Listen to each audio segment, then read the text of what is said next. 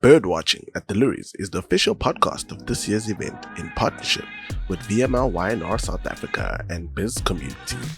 Episode 3, Crafting Cultural Conversations, with special guests Greg Edwards, President and CEO of UniWorld Group in the USA, Mark Sharman, Chief Creative Officer at Retroviral, and Khensani Nobanda, Group Executive for Marketing and Corporate Affairs, Nedbank.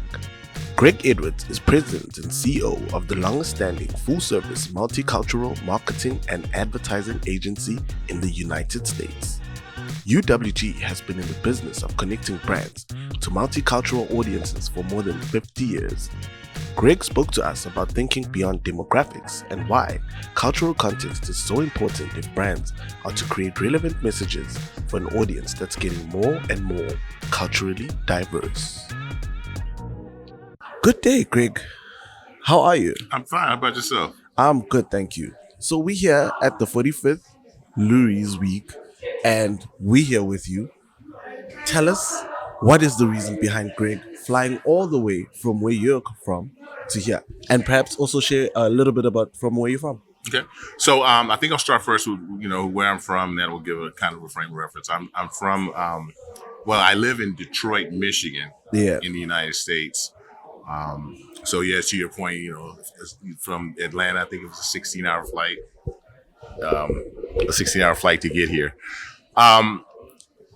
I represent a company known as UWG, UniWorld Group.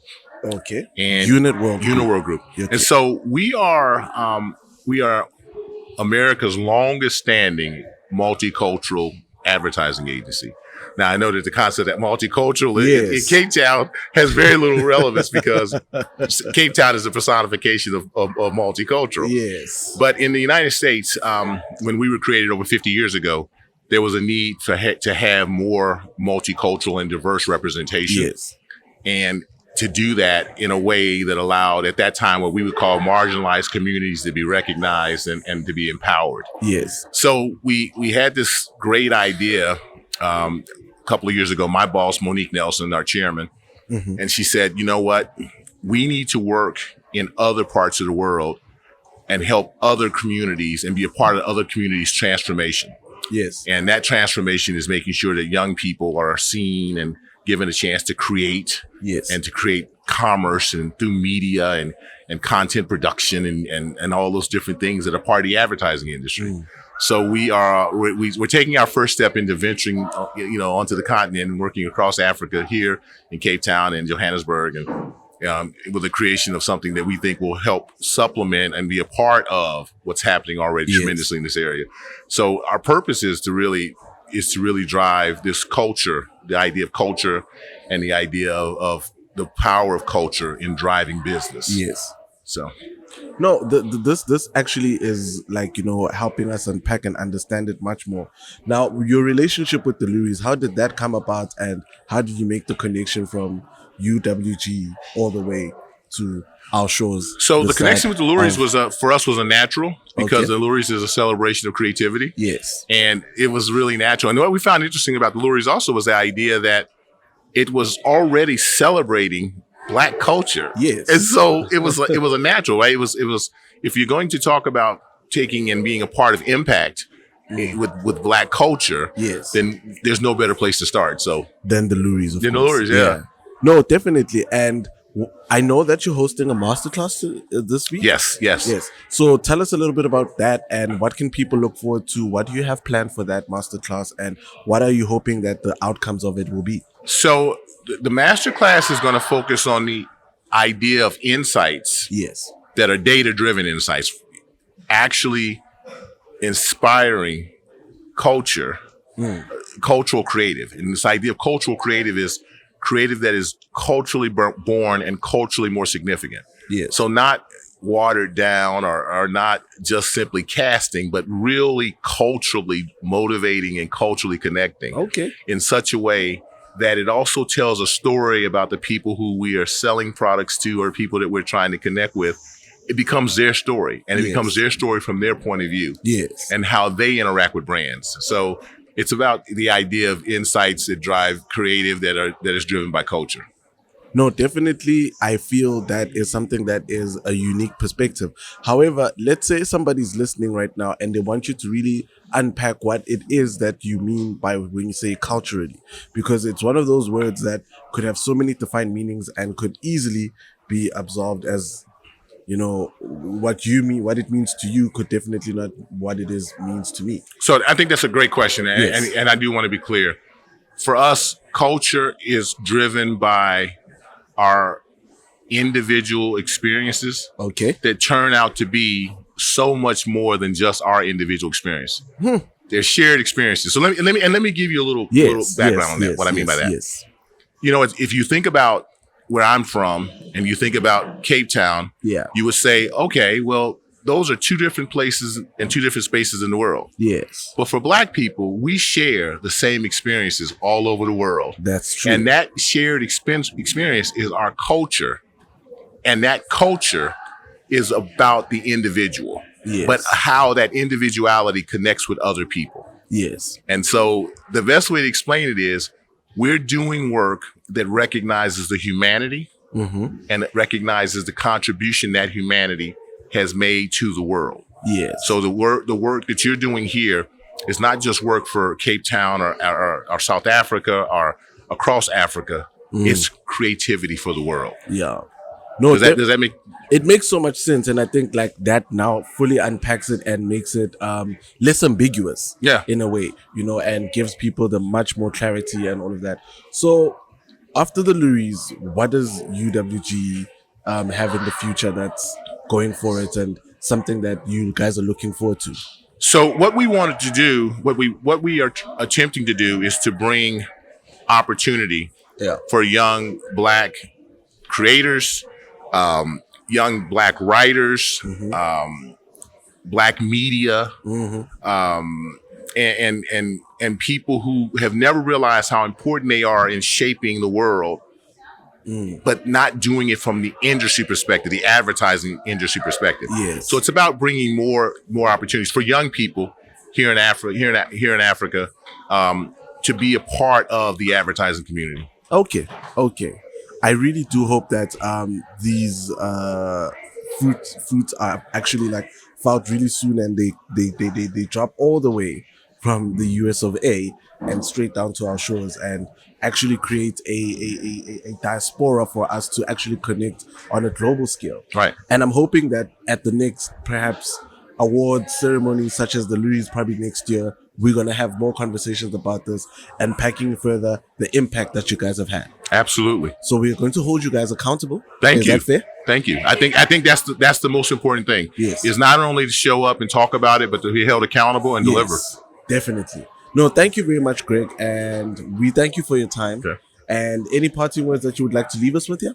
I just like to leave you with the idea that coming here today and seeing this and experiencing the Loeries and experiencing everything that it stands for, and I've been doing this for a long time, has probably been one of the most career inspiring things I've ever seen. Okay. So if an OG like me can look at it and go, oh my God, then there's really something special to it. Oh, definitely. No, thank you very much. Thank you. We hope you enjoy your stay in Cape Town. Thank you so much. And we hope you enjoy the award ceremonies. And we hope, for your masterclass. Thank you so much. Thank you.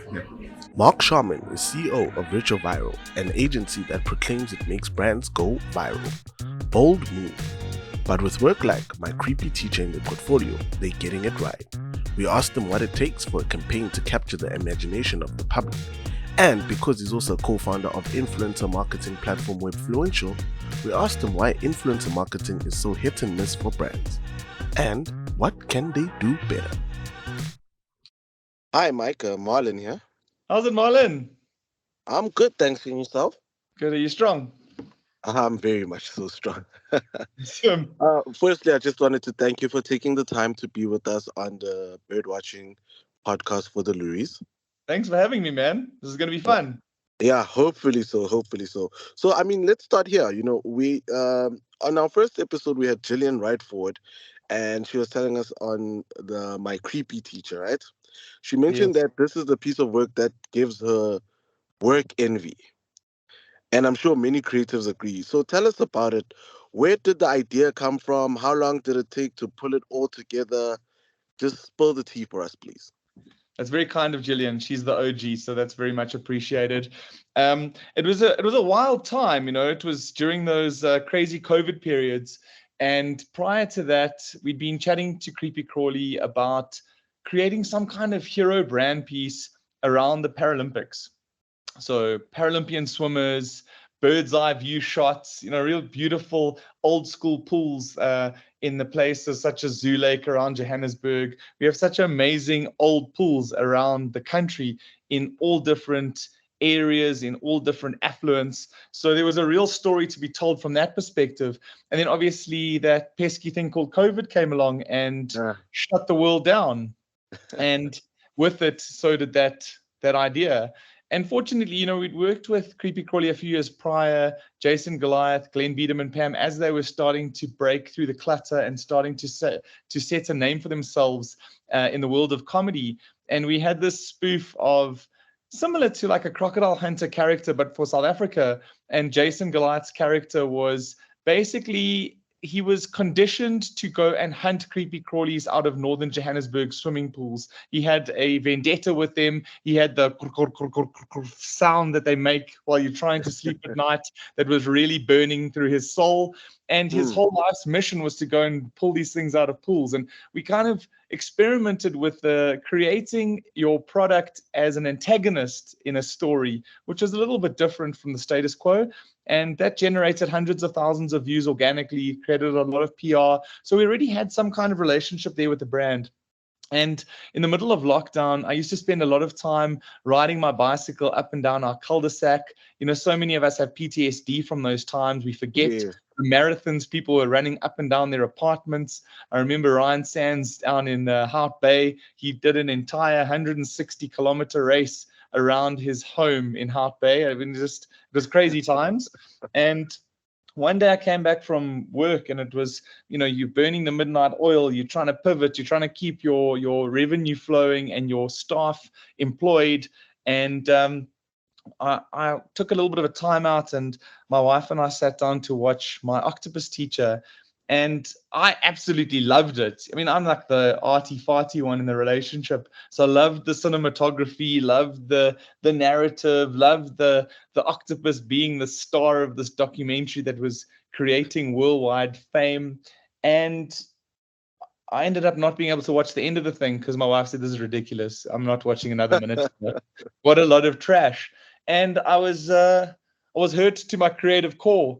And the next day, I had a little bit of an insight on one of those bicycle rides. And I thought, how many relationships or partnerships out there are there people where they're having a debate around love or hate this concept? Because I think My Octopus Teacher was like Marmite. I think it was a love or hate relationship. And off the back of that, I started thinking, wouldn't it be amazing if we spoofed this thing? And we, instead of having the octopus teacher, we had the creepy crawly. And then my kind of copywriting brain went down this funnel of like, my creepy teacher. I mean, it's the stars are aligned. It's a great kind of representation of culture. And then I got on a WhatsApp with Glenn. Glenn and I obviously do quite a lot of work together with his production company, Panther Punch and Retroviral. We partner on a lot of work together.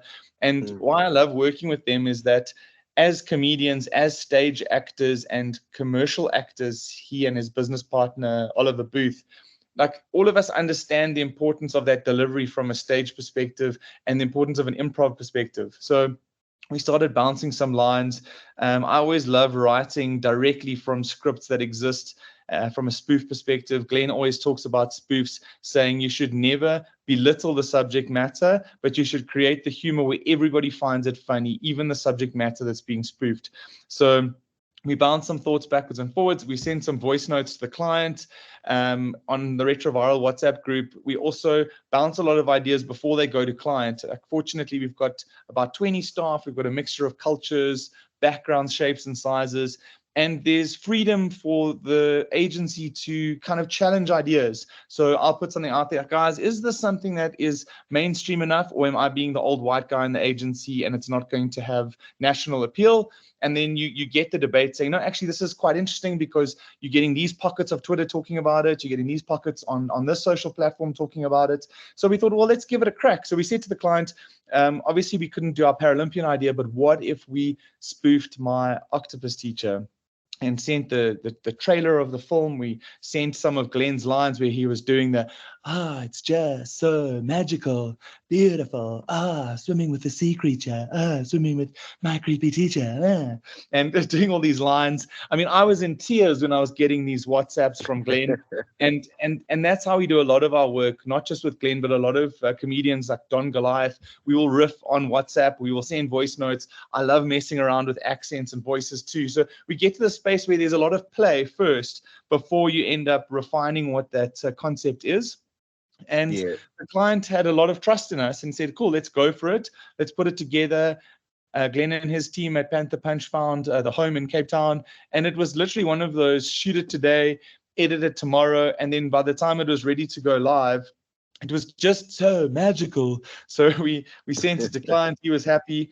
And then from there, we sent it to a few. What we used the strategy called the influencer strategy, where they were kind of like unknowns, test the waters, get them to push it out on Facebook and Twitter and see what happens. And one of the first people to post it was a friend of ours called Dero, and that tweet went absolutely nuts. I mean, I think he's got a few thousand followers, maybe 2,000 max, but there was an instant response where something's going to start trending because it just gets the algorithm all lit up in a short period of time. And for me, I guess if I was to say, like, my superpower is to say, let's take that trending moment, but like that's just the start of the surf. I mean, we talk about like catching waves and really breaking, and you can catch a wave at the wrong time and miss it, and then you don't cash in on the talkability. But if you catch the wave at the right time, you can surf it all the way through to absolute virality. And you by keeping a laser focus on what people are saying, who's liking it, who's giving it a heart, like it's important that you really jump on that. And from our perspective, like there was the deputy editor of Beelt, she liked it. So I slid into the DMs. Hey, this is a campaign. We did this. These are the people. This is the story. Good Things Guy posted the story. And suddenly you just start almost picking at these shareable opportunities. And for me, social is a great space that we play in natively, of course, but it's what happens outside of social that's so important for that virality. It's about getting onto primetime news. It's about getting onto radio. It's getting onto the stations that bring credibility, because while something might trend for a few hours or a day at max on social, ultimately longer form traditional media is the one thing that gives it legs, to give it that consistency, to give it more of a lifespan to dominate news headlines. So instead of putting the client on the interviews, we put Glenn in the shape of his character. And I remember him going on ENCA on a prime time, like 8 o'clock news interview. And I felt so sorry for the journalist. It must have been one of her first sessions on TV. She was quite nervous already. She had her papers and her water, and her whole desk was like very OCD in its setup. And she says to Glenn, Glenn, what does Craig Foster and his team think about you parodying my octopus teacher? So then he smacks the table that he's talking from, and he said, I didn't parody Craig Foster. Craig Foster parodied me. And there'd already been quite a lot of banter online from their team. Their colorist had seen it.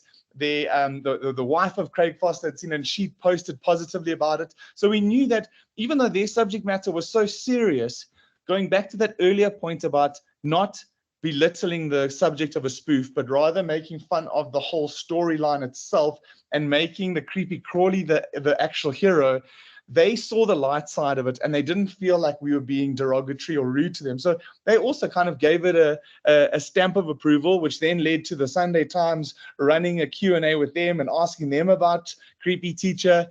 And it just like continued to snowball and like generate this life of its own. So that's kind of where we focus. We focus on getting that real, like, impactful talkability, virality moment. And then naturally, off all that conversation, it spawns additional conversation. Virality is like rabbits. They reproduce very quickly.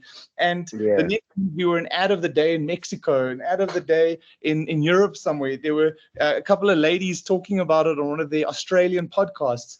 And the great thing is, obviously, Creepy Crawly being a South African invention, but it's also available in Oz, also available in the US, in a lot of markets where there's a lot of pools. So it just kind of spawned this life of its own once it rode the wave of talkability around the world. No, definitely, definitely. And I think, you know, the timing on this was just so good. And often I think in the industry, ideas fall flat because by the time you're on the fourth or fifth version, got the sign off from 12 stakeholders, the zeitgeist has already passed, right? So, Exactly. what is the key to getting the freedom of agility on a client account? I think the one thing is credibility just from past successes and your relationship. So it's about really understanding both the client and their brand or product. And then it's about creating those small wins so that when it comes to a big opportunity or it comes to like a real sweet spot idea like this, where they fit so magically, where you then say to the client, listen, we're making this. Like, you have to believe us, you have to buy into this, we have to do it, and we have to do it now. And when you've got that relationship where there is absolute trust, then off the back of that, it's a no-brainer for the success thereof. Like, you know, we have these fortunate relationships with different clients, like with 60/60, when once again Glenn starred in Mm, the 60/60 Swindler. Same thing. There's a moment that you test. They'd internally they'd created this whole setup around don't get swindled, and they'd created a whole shopping mission on the app. I took the images of that app and I posted it to Twitter and LinkedIn, and I got 100,000 impressions in less than a day. And I said to the clients, listen, everyone's loving this. Let's turn this to video. Glenn actually looks like Simon Leviav. He didn't really look like Craig Foster, and you saw how that mm. turned out. And then once again, boom, created overnight, live the next morning, 8 million TikTok views over the weekend. Suddenly it spills over into earned media. And that's kind of like where the worlds intersect, right, between social and traditional newscasters or journalism. And, Yeah. and I think that can only really happen when a client trusts that you know their brand implicitly, and they know that you're not going to create controversy for the controversy's sake, but you're going to create talkability for the smart sake. No, that actually like speaks to, you know, I think you calling the agency retroviral and proclaiming you make brands go viral. That's quite a bold move, but it seems to be working out for you. So Yeah, you know, I'm yeah. carry on. I just wanted to know, what qualities do you think a campaign needs to actually capture the attention of the public? So for me, I think firstly to answer the question of retroviral. So for me, I'd been working in traditional kind of PR earned media space. I had a grip on social. I had an understanding of influencer before influencer marketing was an actual coined phrase. And I Yes. think for me, I believe that you have to get the basics of marketing right, and you can generate that remarkable content that then gets seeded to the right people. You then generate the results, and that's where the retroviral element comes from. You've got to do the basics, the old school traditional grounding of marketing right, in order to then, that's the retro, and then to be able to take it viral, you've got to generate all this other stuff where it incorporates social, it incorporates journalism, etc., etc.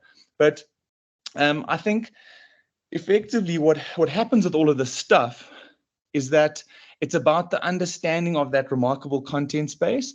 And I always love thinking with an earned media hat on. For me, like, the gut feel around ideas is like, can I get this content onto the news? If yes, this is a great idea. If not, this is a traditional kind of inverted commas ad that probably needs the media support to carry it on the start of that wave. If your concept is strong enough that it can make the news, that for me is like in my gut, in the pit of my stomach. I'm like, fuck yes, this is a great idea. Yes. No, no, no, no. This has been quite insightful. And I think, just, you know, to wrap it up, I mean, you also co-founded Webfluential, right? Yeah. And influencer marketing still feels like a very hit and miss space for brands. What's the key to actually getting it right? The thing with all of these tactics is that they need some level of love and bespoke engagement. You can't always just scale up a spray and pray approach. The understanding of the individual that you want to work with, how they have some kind of essence or link to your brand, and how working together you are using that influencer as a channel and deciding whether or not they're a content creator or not. Because I think that's a very important nuance. Some Mm, people are, inverted commas, influential because they've got the channel, but some of them are much better at creating the content. If you think about, once again, talking about a guy like Donovan Goliath, he's developed that sweet spot. He's built the channel, so he's got the audience, but then he also really gets brand. He's obviously been involved in brand work for a very long time, so he understands the strength of story and he understands the strategy of brand. And because he's got that trifecta of skills, it goes strategy, storytelling, and channel, and he gets that across and over the line very often. And there's a core group of individuals, influencer, content creator types in South Africa that you can develop those opportunities with. But once again, I look at those relationships not just as a media plan, not just as a schedule that you can get AI to prep for you, or you can run it through a scheduling planner. It's something that you really have to care about, that distribution model and how you're going to roll it through those individuals of importance and influence. No, that is actually like, you put us onto some game there. And I think if anyone is listening, they probably should probably take your advice, and they hopefully will be following in your footsteps. So, I mean, you've given us a mouthful, you've given us nuggets of wisdom. I think, we can just wrap it up by allowing you to just give us one final word as a parting wisdom. Yeah, I think it's an awesome time of year. The Loeries is always an absolute opportunity to celebrate yourself, your peers, but also to really go in and consume the award-winning work that you're jealous of. And I think to learn from one another, to see what your peers are doing, it's a great opportunity to network and really get out there what you want to learn from others, and also impart your own wisdom and wealth of knowledge that you have to our industry. We've got one of the best industries in the world, magnificent individuals, magnificent agencies, large and small. And I think it really is very collaborative. And you find it when you go to Loeries and you go to Creative Week. There's so many people that you catch up with and you have a cool time. We are competitors on certain level and at certain pitch scenarios, but we've got some of the best contemporaries in the world that make up this crazy mixed bag of advertisers. And I think for those of you listening, just have the best week, be safe, celebrate the wins. Also, don't give yourself a hard time if you don't win. I mean, it took us something like 11 years to get our first gold at Loeries, and the last couple of years have been really, really successful. And I think it's not just about the awards. It's about how you execute the work, how you learn from the work that others are doing. And there's no other industry I'd rather be part of. Thank you so much, Mike. This has been such an insightful, heartwarming, and rich piece of conversation. We thank you for your time, and we hope to speak to you soon again. Thank you, Marlon. Thanks for having me, man. Pleasure. Khensani Nobanda's CV includes senior marketing positions at Vodacom, SAB, and Unilever, and she now heads up marketing for Nedbank. She shares how agencies can get clients to buy into their great ideas. Hi, Khensani. How are you? Hi, I'm good. How are you? I'm good, thank you. Thank you first and foremost for honoring our invitation and coming to our podcast. It's an absolute pleasure. No, definitely. We do appreciate your time. So without wasting any more of your time, I think let's just jump right into it, And I'm gonna hit you with the big one here, which is what frustrates you about agencies? Wow, you went straight there. I guess it would be when agencies don't understand that whilst creativity is great, and I truly believe that creativity drives business growth, but when they come up with ideas that clearly aren't linked to your business objectives or your brand objectives to actually change the trajectory of your business, because whilst awards are fantastic, ultimately the reason marketing has any seat on the table from an executive perspective is if we prove that marketing works, and advertising is a big part of that. So when agencies don't show up in a way that actually says we're not just spending money to create great advertising, but it must be, or great work, it must be work that actually makes an impact. And whatever that impact is, very clearly must be obviously articulated. For me, that's what frustrates me. It's like, we're not doing advertising in the Bermuda Triangle that it must just go down. It must actually work. Yes. Yes. And of your frustrations, what do you think is the solve? Because I think it would be, low hanging fruit for us not to even address that part. That how do you then see as the solution to all those frustrations that you have? Ideally, of course. I guess the first thing is agencies must never look at themselves as just an agency for the brand. They must look at themselves as partners in the success of the businesses that they, work with. I mean, a little side note, for example, when we release our results, let's say, here's how Nedbank has performed, and none of my agencies call me to say, oh, I've read your results. I think if I look at your results, here are the opportunities that we could step up on. It shows me that they're not thinking about the business as part of their own business growth. Because where does your budget come from? It comes from the business growing, right? Like otherwise, there's no. So for me, it's about the agency. Really, we talk about partnership at Nedbank with a lot of our agencies, but I think partnership goes beyond just that, right? It goes to the point of, let me understand your business issues, your consumer issues, or your opportunities, and how do I help you achieve those and stuff. Yeah. No, that I think sums it up very nicely, and I think people with ears would have heard you. But also, what do you think agencies could do on their side to build better relationships and build more trust with the clients?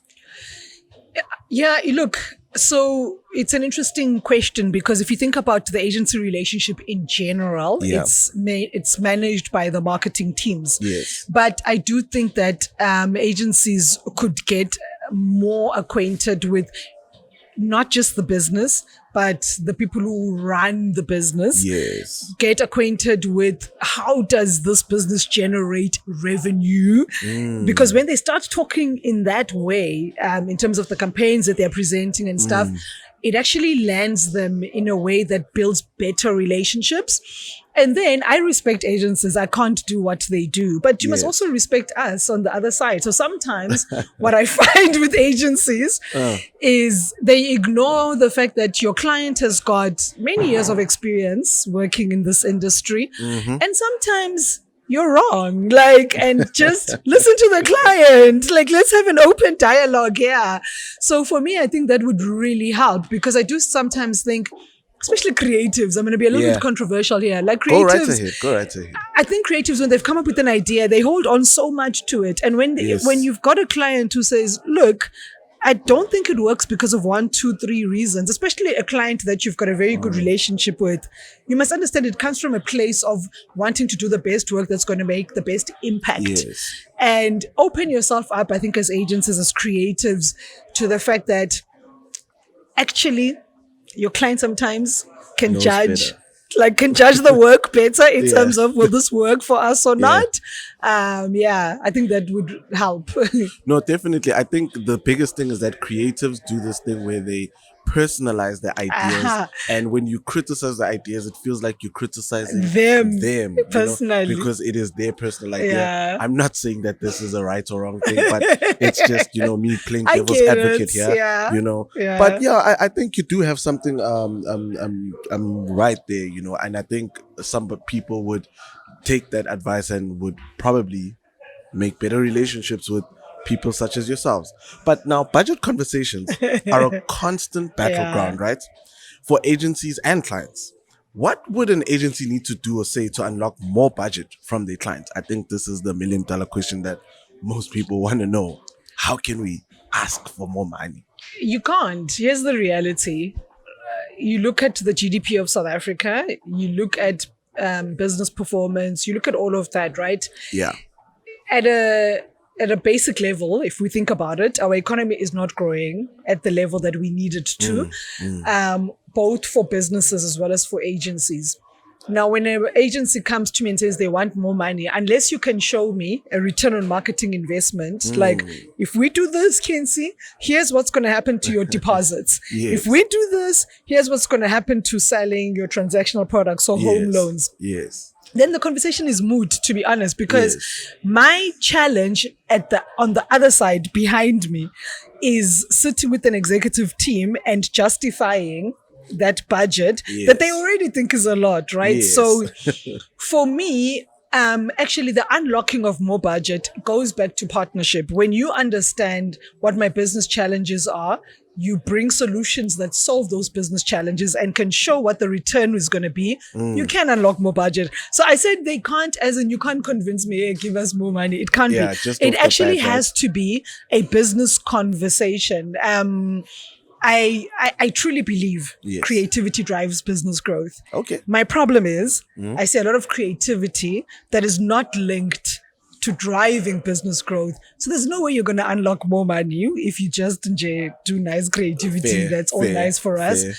But if it shows that this is how it's going to impact your business and your organization, that for me is how you're going to unlock more budget. Yeah, so basically the idea must make business sense. Absolutely. And not just creative sense. Absolutely. No, that I think is a fair answer. And with that, I think as a marketer, I want to know, what keeps you up at night right now? Definitely two things. Okay. The first one is my biggest challenge is to show the business, Nedbank, that marketing works. Okay. And agencies are part of me showing that, right? Like they play a big role of that, because I always want to make sure that marketing is seen as a value creator, not a cost center. The minute you think of us as a cost center, then you just think, we're just spending money. The minute you think of us as a value creator, then that's a different conversation, because all of a sudden the CFO is going, I think Khensani needs more money because this is a value creator. So that keeps me up at night. How do I show that marketing creates value, which is the return on marketing investment piece? The second thing that keeps me awake at night is, I think that I've been in marketing for more than 20 years. When I started, all I knew was TV, outdoor, radio, print. The world has changed so much since I started. And I think as marketers, as agencies, we really need to be curious around how all these new technologies, whether it's AI, whatever it is, how they impact us. But also, like, let's not get too gung-ho and go down a road where we are wasting our organization's money. I'll give you an example. When, with the metaverse and all of that, like I went to Exco and I said, we don't know this metaverse thing. However, we really need to play in it and stuff, right? Like, and understand what it is and learn. So I asked for a small amount of money. I won't say how much. And keep that confidential. We'll keep it confidential.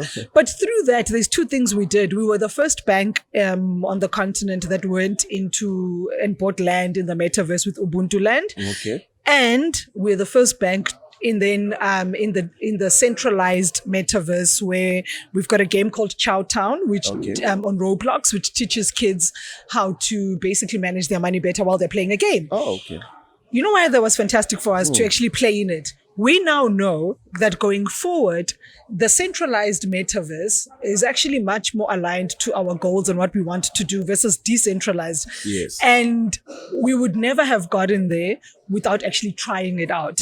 So I guess for agencies and marketers, we need to be in a space where we're thinking about all these new technologies that we're seeing and we're hearing about, and like at least experiment so that we understand, is this something we want to do? How can it help the brand? And sometimes we will walk away and say, no, this is not for us, and park it. Maybe in 5 years' time, it is for us and stuff. Yeah. So those are the things that keep me awake as well, to like ensure that these trends and these new things that are coming out, that we don't get left behind. And you can't get left behind if you don't experiment, because you're like, I don't understand it. Yes. So yeah, there will be the two things. So in this ever-changing times, I mean, let's just expand on that. Like, as a marketer and it's keeping you up at night, then how do you then like resolve that's stress that's keeping you up at night? So basically what I'm asking you now is, how do you keep up with everything that's thinking? Where do you pull your information and all of those? Yeah, so I think the first bit around return on marketing investment, right, for me, and ensuring that marketing really serves a massive role in the organization, is around creating tools using data and technology to showcase that actually the reason there's a home loan right now at Nedbank comes from the fact that we did that ad, right? Okay. Like, so that's, so you actually have to apply yourself to how do you use data and attribution to showcase value. I think that's on my first worry. Yes. On my second worry, it's really about taking experiments and knowing that they could fail. I'm okay with failure as long as I'm not losing hundreds of millions for the bank. You are 1 in a million. 1 in a million. No, I'm okay with failure. And by the way, when you have the conversation to say, I need this money to experiment, put that on the table already to say this could be a failure. But at least we know. And then manage expectations. And then we know, right, this is not what we want to be in. But if we don't experiment, we'll sit and continue doing the same things. I mean, on that point, is that not... I understand why some people would shy away from that, because they would then think that maybe this is me now instilling doubt in the idea that I'm presenting forward. And maybe I should shy away from having that conversation. So how do you then balance that act as someone that has to face the board and ask these questions and the permission for more money for things that may or may not work out? Yeah. The credibility you build comes from the first point I made. Yes. When you show that actually my focus as a marketing organization, as a marketing team, with my agencies and my partners and all of that, is to ensure that I show a clear return on marketing investment, right? Yes. So I've built that credibility. Yes. That's what you need to do. So by the time you go and say, I want to get more money to experiment, there's a clear understanding from your stakeholders that this is not fun. Yes. She's already shown, or the team is already shown that they are very clear that this must grow the business. You have to have that credibility. Yes. You can't just come and experiment with no credibility. Well, at least in my experience, I always feel like once I've established that credibility, it's a lot easier to come back and say, look, I need X amount to be able to play with something or experiment with something. It's not a massive part of the marketing budget. Yes. And they go, look, we know the focus of this marketing team is to grow this business. So we'll trust them on this. And when we come back and say, like I spoke about the metaverse, I certainly believe that our focus is going to be more on the centralized versus decentralized metaverse. Yes. If you asked me a year ago, I wouldn't know. Now I know. I think that ties in to the very last question that I want to us wrap up with, which is, what are the big marketing trends that you are most excited about at the moment? I definitely can tell that metaverse is one of them. Am I correct? Definitely. But I think the issue with the metaverse right now is you can't just show up like you just buy land and then you put a branch. There must be some user engagement, and that's part of the learnings we've got. Yes. And make it make sense for your brand, which is why what we've done with Roblox, with Chowtown, where we're teaching young kids to learn how to manage money, is incredible because it's linked to our brand, but it's also a very new sort of space for us. I think the second thing is data, and data goes beyond marketing. It's very interesting. I was in a meeting this morning. When we think about as a bank, the way managing data, we've got a lot of data. I mean, we know where you spend your money every day. But how do we use that data to ensure that we help you make better money decisions, whether you want a loan or you want to invest and all of that. So data is a massive sort of thing. And then I guess in the digital sort of sense, I always believe right now that we have a digital marketing team. What's more important is we have marketers who know how to operate in a digital world. So your digital marketing team can tell you, okay, click-through rate, blah, blah, blah, all of they can tell, but you should be a marketer that actually knows that my clients operate in a digital world, and how do I show up in that way. And I guess the last bit, which it's not a trend, it's just something that I really need marketers to take a step back and believe on. When we think about advertising, or so it's 80% of it is wallpaper. I think we need to challenge ourselves to make sure that the work that we're doing is growing our businesses and growing our brands, but it's so interesting enough that people are organically talking about it. I love creativity, and it comes through not just in advertising, but in the products we take to the market and all of that. And I think if we could have an industry that thinks about creativity very broadly and ensures that its understanding of the impact that creativity can have on business is clear, I think would be in a much better space. No, definitely. I think I take so much from that, and I think more people are going to take away a lot from this. And I just want to say thank you. No, thank you for having me and parting your wisdom on us. I mean, let's give you the opportunity to give us any maybe parting words, parting wisdoms that you feel you need to share just before you leave here. Yeah, look, I mean, it's the 45th year of the Loeries. Yes. What does that say to me?